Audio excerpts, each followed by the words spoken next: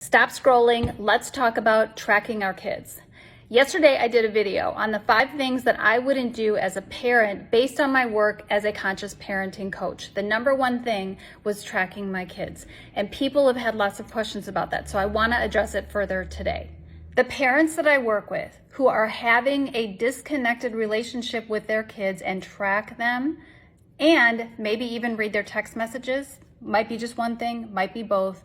But the point is, it becomes a very controlling relationship, and kids feel that they're not being trusted. And when kids feel that they are being controlled and they aren't being trusted, they start to get sneaky.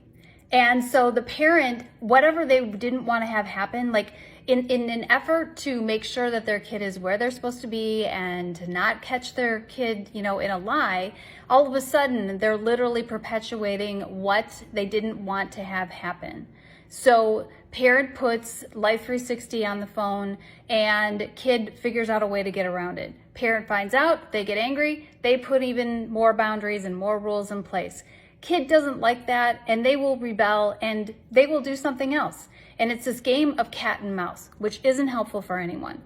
Are there lots of things that we can fear as parents, and is there a good reason to track our kids? Probably.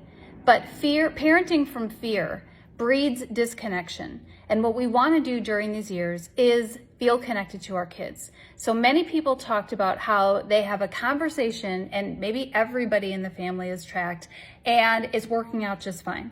If that's the case, that's fantastic. But I personally had the conversation with my kids and they felt that they would be in a situation where they would feel like I wasn't trusting them for some reason. So for that reason, we rely on open communication. I'm not saying my kids are perfect. I would never say that. I'm not saying that they don't lie sometimes about where they are. That would be totally naive of me, probably. But I want to have open relationship and conversations with them. I'm not about controlling them or feeling like I need to know where they exactly are at every single given moment. Every family has to assess what works for them. And P.S., those of you who made comments negatively about the fact that I have a glass of wine at the end of the day because it makes me a better mother, I don't really care. I'm not going to engage in the conversation about that. The point was self-care. For me, 15,000 steps, meditation, glass of Chardonnay. You do you, just get the self-care in.